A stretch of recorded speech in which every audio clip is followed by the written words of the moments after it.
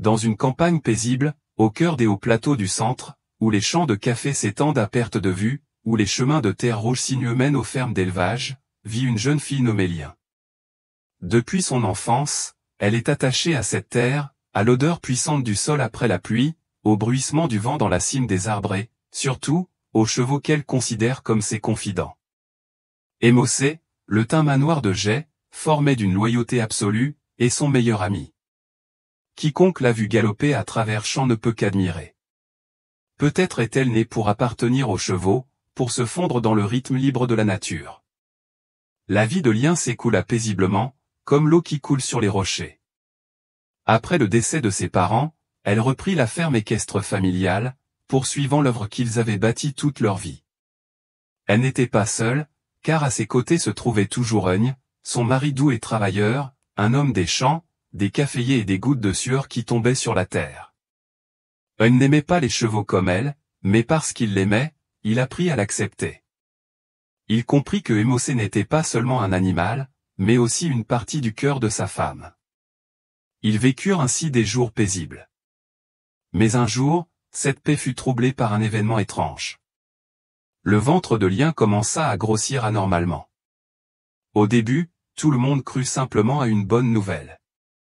Les voisins proches la félicitèrent, les mères du village lui sourirent, lui conseillant de prendre soin de sa santé. Mais au bout d'un mois seulement, son ventre grossit si vite que personne n'y croyait. Les gens commencèrent à chuchoter, leur regard changeant peu à peu. Se pourrait-il qu'elle soit enceinte et non humaine?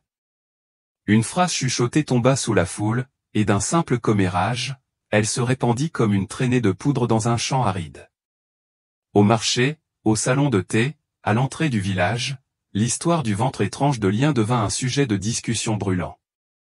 Les vieux soupirèrent, les jeunes rirent et les hommes secouèrent la tête, perplexes.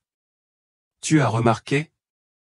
Elle est toujours à l'écurie, son mari s'occupe du café toute la journée, et elle traîne toujours avec Émocé. C'est tellement étrange. Oh mon Dieu, sans parler des mots malveillants qui se répandaient comme ça, se chevauchant, se déformant peu à peu au gré de l'imagination de chacun. Même si personne n'osait le lui dire directement en face, le regard scrutateur et les murmures à chaque passage de Lien lui suffisaient à comprendre que quelque chose était en train de changer. Elle sentait la froideur s'insinuer dans les yeux de ceux qui l'avaient aimé. Eugne, un homme qui semblait indifférent à ce qu'on disait, l'ignorait d'abord. Mais lorsqu'il se rendit au marché, lorsqu'il entendit une vieille femme bienveillante le prendre à part et lui murmurer les rumeurs, son cœur se serra soudain, un sentiment étrange et inconfortable s'insinua dans ses pensées. Y avait-il quelque chose qu'il n'avait jamais remarqué? Depuis ce jour, le regard de Eugne sur sa femme avait également changé. Lien le sentait, elle ne comprenait pas pourquoi les gens la considéraient ainsi. Elle savait seulement que chaque fois qu'elle se sentait sous pression, elle allait vers Émocé, pressait son visage contre sa fourrure douce, écoutait sa respiration régulière comme un réconfort silencieux. Seul ce cheval ne changeait pas, seul il ne la regardait plus avec suspicion. Mais Lien ne pouvait ignorer la vérité, son ventre continuait de grossir au point que chaque matin, à son réveil, elle avait l'impression que son corps ne lui appartenait plus. Puis une douleur soudaine et aiguë la fit s'arrêter au milieu de la cour, les bras écartés pour tenir son ventre, la sueur ruisselant. À cet instant, elle comprit que ce n'était pas une grossesse normale. Quelque chose se tramait en elle. Que attendait Lien? Les rumeurs étaient-elles vraies? Quel mystère se cachait derrière son ventre qui grossissait? Aimez, partagez et abonnez-vous à la chaîne Kiewaf dès aujourd'hui pour ne rien manquer des histoires les plus intéressantes. Au début, lorsque le ventre de Lien a commencé à apparaître, tout le village était heureux. Les voisins proches et les mères expérimentées du village lui ont souri et l'ont félicité pour sa maternité. Tout le monde pensait que c'était le bonheur. Les femmes du village considéraient la grossesse comme sacrée, un signe d'épanouissement. Chaque fois qu'ils croisaient Lien sur le chemin du marché ou devant le portail, tout le monde leur demandait « Félicitations, combien de mois as-tu » Lien souriait légèrement, répondant par des phrases vagues. Elle ne savait pas pourquoi, mais quelque chose l'empêchait de trop parler de cette grossesse. Peut-être était-ce parce qu'elle était arrivée trop soudainement, ou peut-être parce qu'elle sentait que quelque chose n'allait pas. Mais à ce moment-là, elle s'en fichait, elle croyait que tout irait bien. Mais après seulement un mois, la joie générale s'est vite transformée en incrédulité. Son ventre a grossi si vite que c'en était incroyable. Si une femme était enceinte de jumeaux, il n'aurait probablement pas grossi aussi vite en si peu de temps. Aujourd'hui, elle rentrait encore dans sa vieille chemise, mais au bout de quelques semaines, elle était si serrée qu'elle ne pouvait même plus la déboutonner. Le regard qu'on portait sur elle a commencé à changer. Au début, ce ne furent que quelques questions chuchotées entre voisins, « C'est étrange, je vois qu'elle est enceinte et que son ventre est déjà bien rond. » Puis vinrent d'autres murmures, « Serait-elle en train de mentir ? Regardez, son ventre est encore plus gros que celui de Madame Oa à 8 mois de grossesse. » Puis les soupçons se multiplièrent. On commença à chuchoter des choses étranges, les histoires à la vérité floue se multiplièrent. Chacun avait son mot à dire, se déchaînant dans une tempête de rumeurs. Puis, à partir d'une rumeur anodine, quelqu'un a émis une hypothèse pernicieuse, se pourrait-il qu'elle ne soit pas enceinte normalement ? Je la vois toujours à l'écurie, son mari est au travail toute la journée, et elle est là tout le temps. L'histoire a commencé comme une plaisanterie malveillante, mais elle s'est répandue dans tout le village en quelques jours seulement. Au salon de thé à l'entrée du village, un groupe d'hommes assis en train de bavarder n'hésitait pas à murmurer, « Vous avez vu ça ? Un ventre si gros et pourtant ça se voit, elle est si indifférente. Peut-être qu'il se trame quelque chose de louche. Qu'en pensez-vous ? Je ne sais pas, mais réfléchissez elle aime le cheval émoussé plus que son mari. » Des rires fusèrent. Ces paroles semblaient sans fondement, mais à force d'être répétées, elles devinrent peu à peu effrayantes. Les gens ne se contentèrent plus de commérages, mais commencèrent à y croire. Lien n'était plus innocente ni ignorante. Elle sentait clairement les regards braqués sur elle chaque fois qu'elle sortait dans la rue. Personne ne lui parlait directement, mais la façon dont il la regardait de la tête aux pieds, puis se tournait doucement pour chuchoter, la serrait dans ses bras. Quant à Eun, il n'était pas du genre à prêter attention à cela. Mais il arriva un moment où il ne put l'ignorer. Un jour, alors qu'il allait au marché faire des courses, une vieille vendeuse de légumes le tira en arrière, la voix hésitante, « Eun, on dit du mal de ta femme. » Son cœur s'arrêta. « Qu'est-ce qui ne va pas, ma tante ?» La vieille dame soupira, « On dit que ce n'est pas son attitude. » Eun se raidit. Cette phrase lui transperça le cœur comme un couteau froid. Il ne savait pas depuis combien de temps il était au marché lorsque la vieille dame lui tapota l'épaule et soupira doucement, « Tu devrais l'emmener bientôt chez le médecin, les villageois bavardent beaucoup. » Il s'éloigna inconsciemment. Mais ces mots restèrent gravés dans sa mémoire comme un fantôme. Sur le chemin du retour, il ne put s'empêcher de se remémorer l'époque où Lien se cachait souvent dans l'écurie, où elle évitait les questions sur sa grossesse, où elle pressait sa main contre son ventre et murmurait à émousser comme s'il faisait partie d'elle. Des choses qui ne lui avaient jamais semblé inhabituelles auparavant devinrent soudain d'étranges pièces du puzzle. Quand Eun rentra chez lui, l'après-midi était déjà avancé. Il vit sa femme assise à côté de Émossé, caressant lentement sa crinière. À cet instant, un sentiment étrange s'empara de lui. Il s'approcha de Lien. Elle se retourna et sourit, « Tu es de retour. » Il la regarda droit dans les yeux. « Il faut qu'on parle. » Son sourire se figea un instant. La tension entre eux s'accrut soudain. Dehors, les villageois continuaient de bavarder, de plus en plus fort chaque jour. Les rumeurs n'étaient plus de vagues bavardages villageois, elles s'étaient propagées sur les réseaux sociaux. Une photo de Lien prise un matin, alors qu'elle sortait accidentellement de son portail, fut publiée avec une légende malveillante, « Serait-ce un monstre ?» Des centaines de commentaires ont fusé, « Ce ventre n'est pas normal du tout. » Je me demande si son mari s'est déjà posé la question. On dirait qu'elle est sur le point d'accoucher d'un animal. Lien l'a lu par hasard. Au début, elle est restée silencieuse, essayant de l'ignorer. Mais lorsqu'elle a vu quelqu'un comparer son enfant à un animal, son cœur s'est serré. Elle a raccroché, les larmes aux yeux.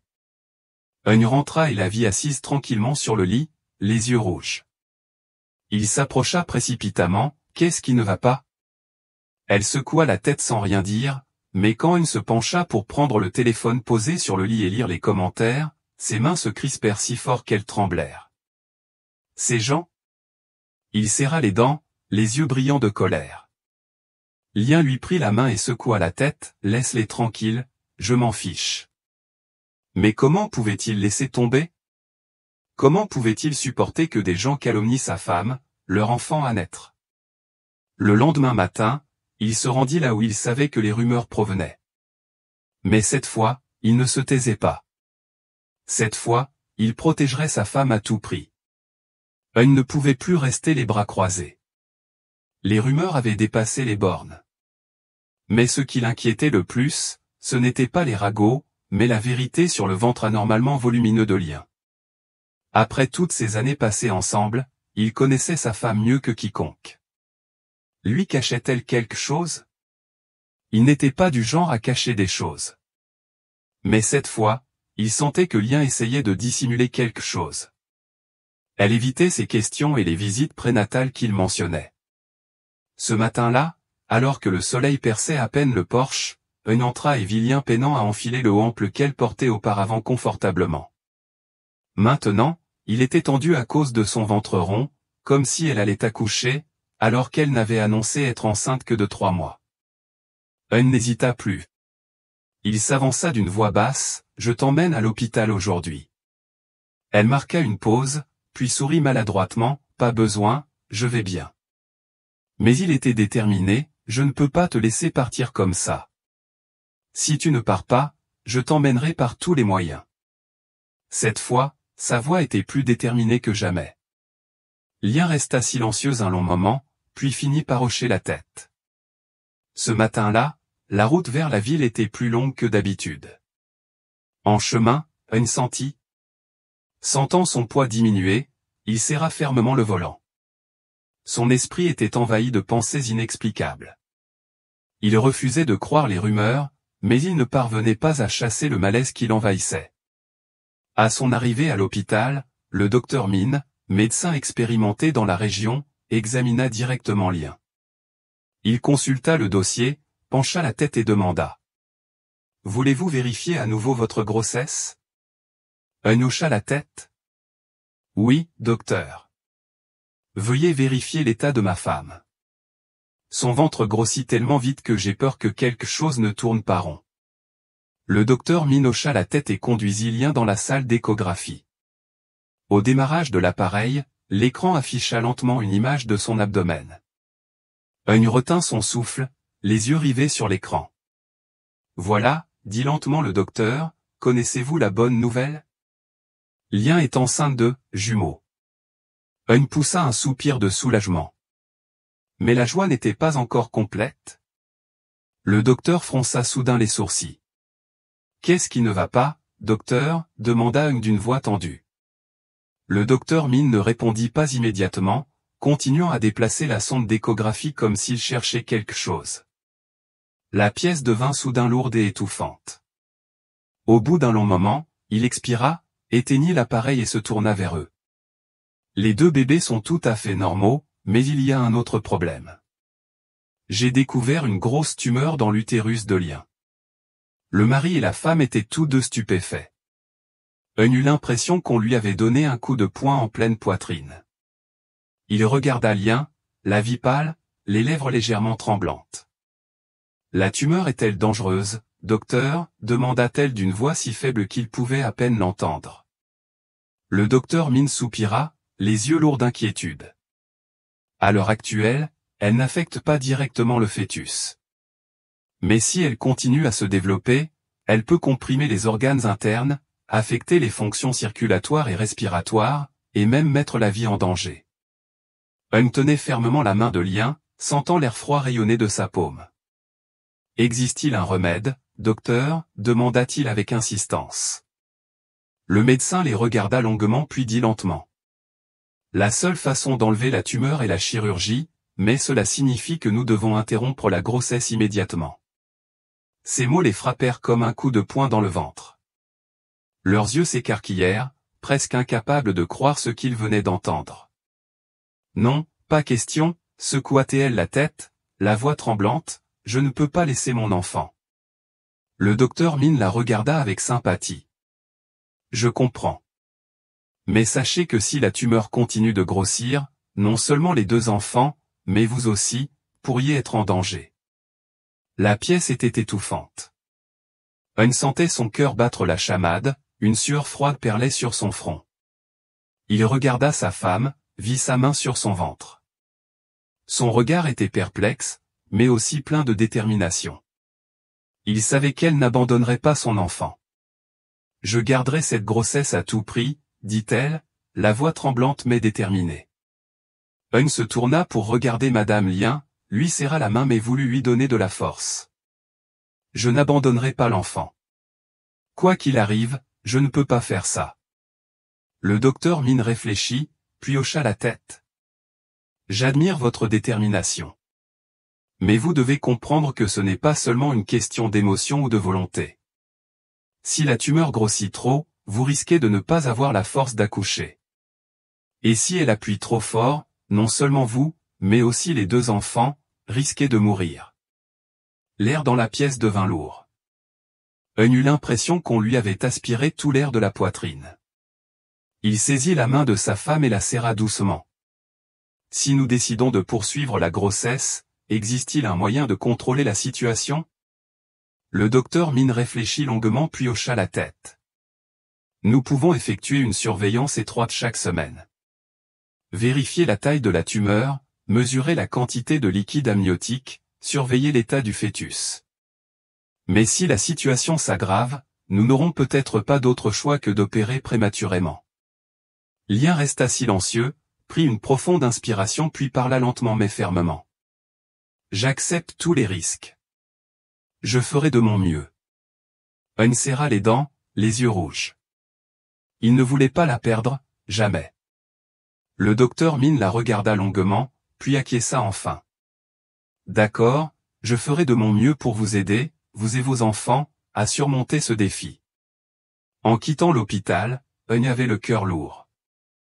Il raccompagna sa femme chez elle, mais personne ne dit un mot de tout le trajet, seulement le bruit des roues sur le chemin de terre rouge et le soupir discret de Eun. Il ignorait ce qui allait se passer ensuite, seulement qu'à partir de cet instant, il n'avait plus aucun moyen de revenir en arrière, il ne pouvait qu'avancer avec toute leur foi et leur espoir. Dans les jours qui ont suivi sa sortie de l'hôpital, Lien a commencé à ressentir clairement les changements dans son corps. Chaque matin, au réveil, elle se sentait plus lourde, son ventre était si serré qu'elle avait l'impression d'être écrasée par une pierre. Elle ne pouvait plus se baisser pour lasser ses chaussures, et chaque pas la rendait essoufflée et fatiguée. La douleur sourde apparaissait plus souvent la nuit, la rendant agitée et incapable de dormir. Eun se rendait compte que sa femme s'affaiblissait de jour en jour. Il ne disait rien, mais il était si inquiet qu'il n'arrivait pas à dormir. Chaque fois qu'il se réveillait au milieu de la nuit, il voyait Lien assise près du lit, la main sur le ventre, respirant bruyamment. « Lien, ça va ?» Elle secoua la tête, essayant de sourire. « Je vais bien, juste un peu essoufflé. » Mais il savait qu'elle lui cachait quelque chose. De plus, les rumeurs à son sujet continuaient de se répandre, les histoires devenant de plus en plus virulentes. Là où auparavant on ne parlait que dans son dos, maintenant on en parlait directement sur les réseaux sociaux. Quelqu'un a pris secrètement une photo de Lien alors qu'elle sortait dans le jardin tôt le matin. La photo a rapidement fait surface sur Facebook avec une légende cruelle. Avec un ventre aussi gros, pourquoi personne ne voit son mari heureux? C'est étrange. Les commentaires ont afflué. Ça a l'air horrible. Ce ventre n'est pas normal du tout, il n'est pas certain que ce soit un fœtus humain. Regardez ça, est-ce possible? Ces mots étaient comme des couteaux froids qui transperçaient peu à peu le cœur de Lien. Au début, elle essaya de les ignorer, mais lorsqu'elle vit quelqu'un comparer son enfant à naître à un animal, elle ne put plus le supporter. Elle raccrocha, les larmes coulant sur ses joues. Eun entra dans la pièce, la vit se couvrir le visage et pleurer, alors il se précipita. « Lien, qu'est-ce qui ne va pas ?» Elle secoua la tête sans répondre, mais son regard blessé et impuissant en disait long. Eun prit son téléphone et parcourut rapidement les commentaires. Lorsqu'il eut fini de lire, son corps tremblait de colère. Pour qui se prennent ces gens-là? Il serra les poings, incapable de supporter la situation plus longtemps. Le lendemain matin, Eun se rendit directement au marché où il savait que la rumeur commençait à se répandre. Dès son entrée dans le salon de thé à l'entrée du village, il entendit les rires d'un groupe de jeunes hommes. Et, hier, j'ai vu Lien aller en ville, probablement pour vérifier ce qu'est le fœtus. Je parie une bière que ce n'est pas un fœtus humain. Les rires retentirent. Eun s'approcha directement de leur table, la voix froide. De quoi parles-tu? Le groupe marqua une pause. L'un des gars rit maladroitement. Oh allez Eun, on plaisantait. Ses yeux brillaient de colère. Tu trouves ça drôle? Ma femme se bat tous les jours pour garder notre enfant, et toi, tu restes assis là à inventer des histoires sordides. Sais-tu qu'une rumeur peut tuer quelqu'un? Personne n'osa répondre. Après un long moment, le groupe de jeunes hommes baissa la tête en silence, conscient d'être allé trop loin. Eun prit une profonde inspiration, se retourna et s'éloigna. Je ne laisserai plus personne faire du mal à ma femme. Mais malgré tous les efforts de Eun pour la protéger, la santé de Lien continuait de décliner. Au 6e mois, le médecin ordonna son hospitalisation d'urgence. La tumeur avait grandi si vite qu'elle ne pouvait plus marcher sans l'aide de Eun. La douleur était devenue si constante qu'elle ne pouvait plus se tenir debout longtemps. Parfois, elle sentait sa vision s'obscurcir et un poids invisible peser sur sa poitrine. Le jour de son admission à l'hôpital, le cheval de bois courait autour du portail, tapant constamment du sabot sur le sol, comme s'il sentait que quelque chose n'allait pas. Lien se retourna pour le regarder une dernière fois et dit doucement. Attends-moi, je reviens.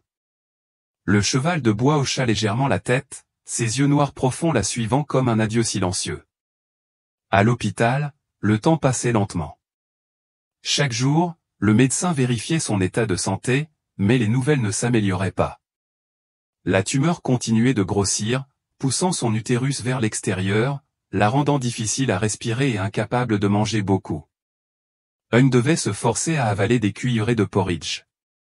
Les longues nuits à l'hôpital étaient remplies d'une douleur incessante.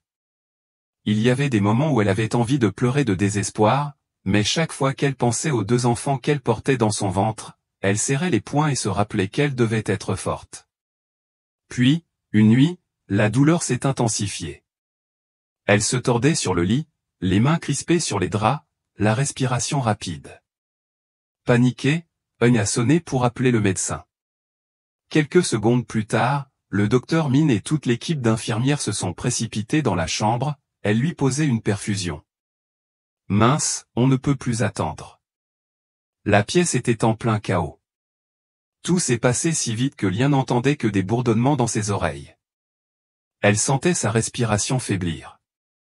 Les lumières de l'hôpital clignotaient devant ses yeux. Elle essaya de dire quelque chose à Eun, mais elle n'en avait pas la force. Elle n'entendit que sa voix désespérée, « Lien, tu dois tenir bon. On va s'en sortir ensemble. » Mais elle n'entendit plus que l'infirmière crier, « Sa tension chute rapidement, emmenez-la au bloc opératoire immédiatement. » Puis l'obscurité l'envahit. L'alarme retentit dans les couloirs de l'hôpital. Les portes des urgences s'ouvrirent brusquement, et infirmières et médecins se précipitèrent à l'intérieur, poussant le lit de Lien vers la salle d'opération. Tout ressemblait à un cauchemar. Eun courut après elle, le cœur battant la chamade, les poings serrés jusqu'à l'engourdissement. Il ne put entrer. Une infirmière l'arrêta juste devant la porte du bloc opératoire. Eun resta abasourdi, mais l'espace d'un instant, il se précipita et saisit la main de Lien une dernière fois avant que la porte ne se referme. Lien, il faut que tu t'accroches. Tu m'entends? Elle ouvrit légèrement les yeux, essayant de sourire, mais ses lèvres étaient d'une pâleur effrayante. Prends soin du bébé quoi qu'il arrive. Puis sa main glissa de la sienne, ses yeux se fermèrent complètement. Eun se tenait là, les yeux fixés sur la porte métallique froide qui lui faisait face, le cœur noué. À l'intérieur, l'opération commença. L'atmosphère dans la salle d'opération était tendue, presque suffocante. Les lumières vives des lampes chirurgicales se reflétaient sur les visages solennels des médecins. Il faut d'abord sortir les 2 bébés, ordonna fermement le docteur Min. Le scalpel traversa rapidement la peau tendue du ventre de Lien. Le sang jaillit, mais tout le monde était prêt. Une infirmière épongea rapidement le sang, tandis que le médecin continuait son travail, sortant le premier bébé. Une petite fille, la peau ridée et fragile, fut soulevée. La salle retint son souffle. Pleure, bébé, pleure. Un petit cri retentit, discret mais suffisant pour porter une lueur d'espoir. Bon, transférez-la aux soins intensifs. La petite fille fut emmenée. Mais avant que quiconque puisse pousser un soupir de soulagement, le docteur Min fronça les sourcils. Où est le deuxième bébé? Je ne le vois pas. Un silence inquiétant régna dans la pièce. Impossible. Ils viennent de faire une échographie, les 2 bébés sont là. Le médecin continua de bouger le scalpel, cherchant, puis s'arrêta brusquement. Mais le rythme cardiaque fœtal est trop faible. Toute l'équipe a paniqué. Vite, il faut sortir le garçon. On l'a sorti, mais son corps était immobile, son cœur battait faiblement, ses yeux étaient fermés et il n'a pas pleuré. Un médecin lui a tapoté le dos, mais il n'a pas réagi. L'infirmière lui a immédiatement mis un masque à oxygène. Le médecin frotta doucement la poitrine du bébé avec 2 petits doigts, respire, bébé. Quelques secondes passèrent, personne n'osait respirer bruyamment, puis un faible cri retentit. Le bébé respira. Toute la pièce sembla exploser de soulagement. Les 2 bébés furent immédiatement placés en couveuse. Mais une bataille plus importante se posait. Le docteur Min observa le corps de Lien. Son abdomen saignait toujours et son rythme cardiaque, affiché sur le moniteur, commençait à chuter rapidement. On la perd, cria une infirmière. Le docteur Min grimaça, la voix pleine de détermination, arrêtez l'hémorragie. Il faut se débarrasser de la tumeur au plus vite. Ils ont élargi l'incision pour tenter de retirer la tumeur, mais elle était plus profonde que prévu, comprimant les vaisseaux sanguins, rendant l'arrêt du saignement extrêmement difficile. Un médecin a posé sa main sur le cou de Lien, le rythme cardiaque est trop faible. Il faut administrer un choc maintenant. Le défibrillateur fut introduit dans la salle. Prêt, 1, 2, 3. Le corps de Lien sursauta, mais le moniteur cardiaque restait droit. Personne n'osait respirer. Encore une fois, 1, 2, 3. Toujours pas de réponse. Le docteur Min frappa la table d'opération, allez, Lien. N'abandonne pas. Ils essayèrent une 3e fois. Puis, un léger battement de cœur apparut sur le moniteur. Elle est revenue, mais elle est encore très faible. Ils continuèrent à recoudre l'incision, essayant de la sauver à tout prix. Après plus de 3 heures de lutte entre la vie et la mort, l'opération était terminée, mais Lien ne s'était toujours pas réveillé. Le docteur Min sortit du bloc opératoire, la chemise tachée de sang. Eun se précipita, les mains glacées. « Comment va ma femme, docteur ?» Il prit une grande inspiration et posa la main sur l'épaule de Eun, les 2 bébés sont nés, mais Lien est toujours dans un état critique.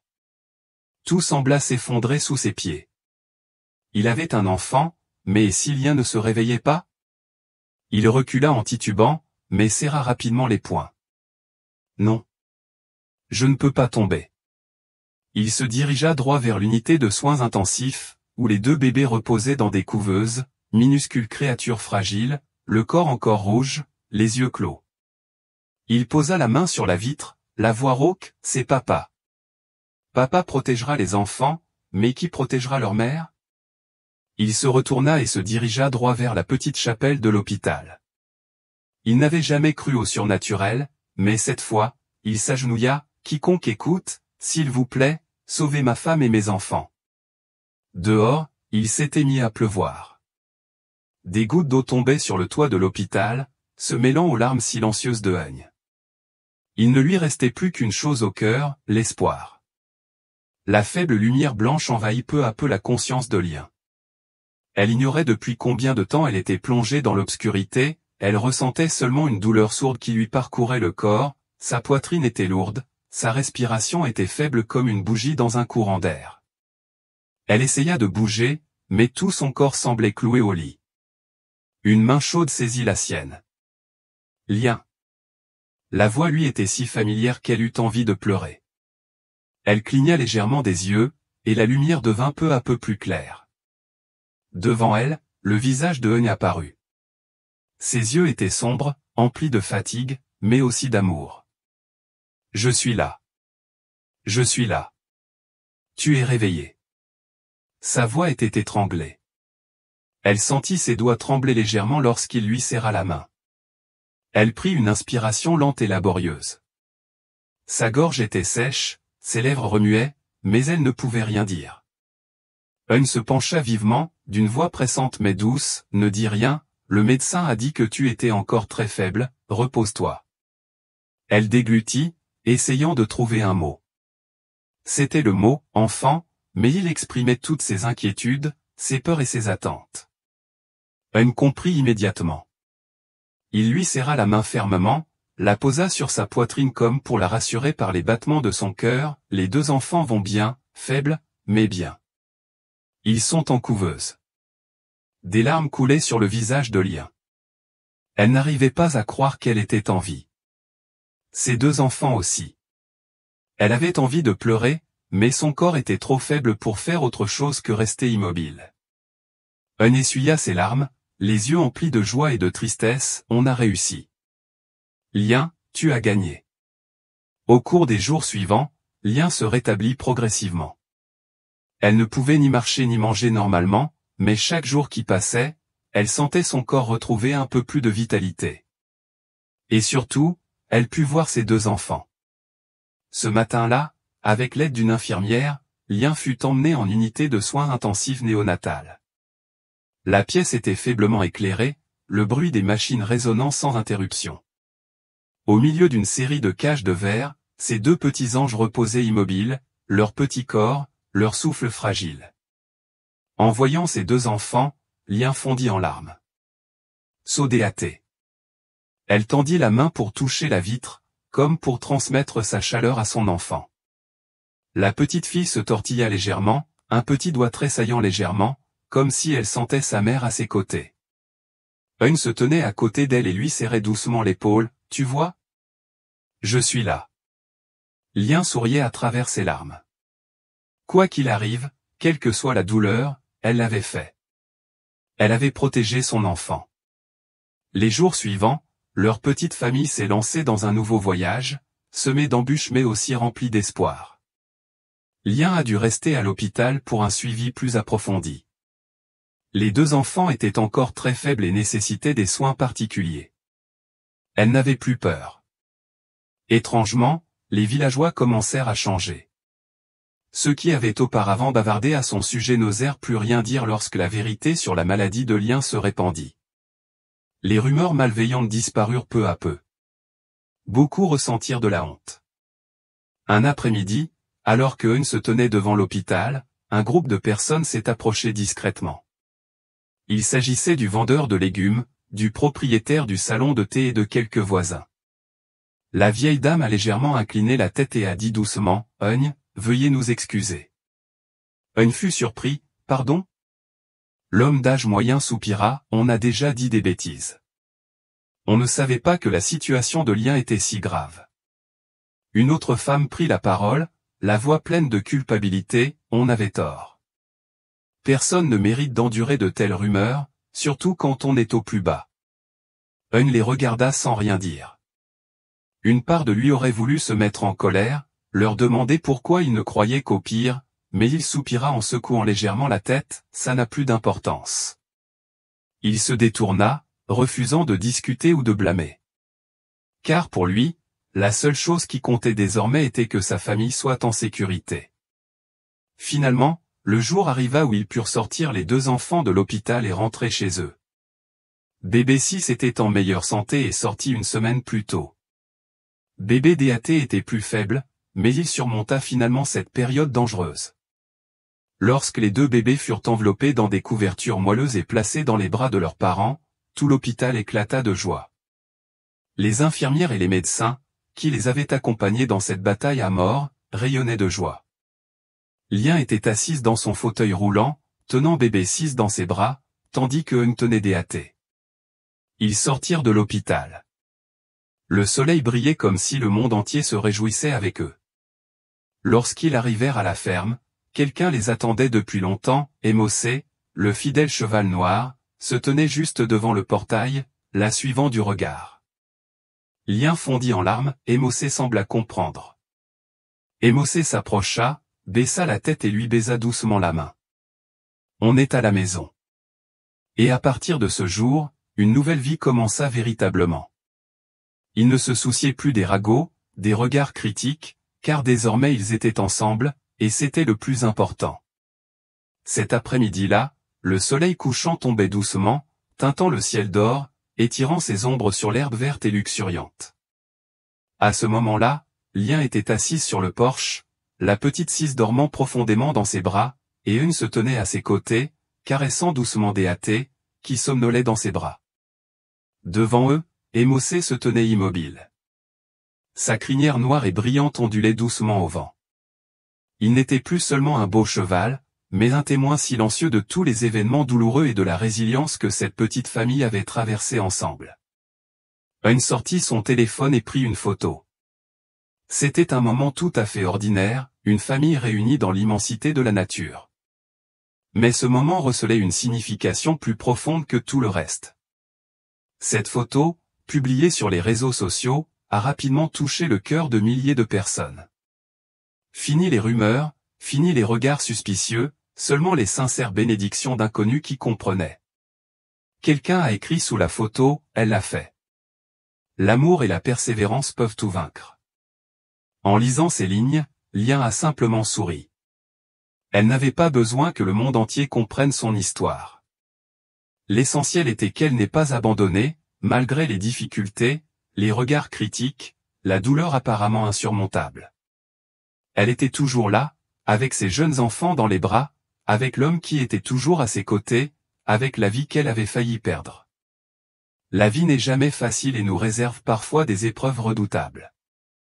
Mais c'est dans ces moments apparemment désespérés que nous réalisons la puissance de l'amour, de la persévérance et de la foi. Si vous étiez Eun, seriez-vous assez fort pour affronter le monde et protéger la personne que vous aimez?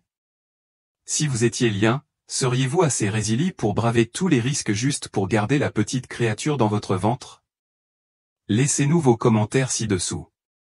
Si vous avez traversé une épreuve dans votre vie, qu'est-ce qui vous a aidé à la surmonter?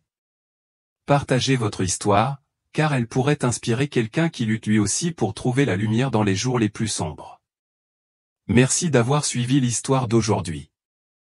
Si elle vous touche, si elle vous apporte quelque chose, ne serait-ce qu'un peu d'espoir, d'encouragement ou de foi en la puissance de l'amour, n'hésitez pas à aimer, partager et vous abonner à la chaîne. À bientôt pour les prochaines histoires.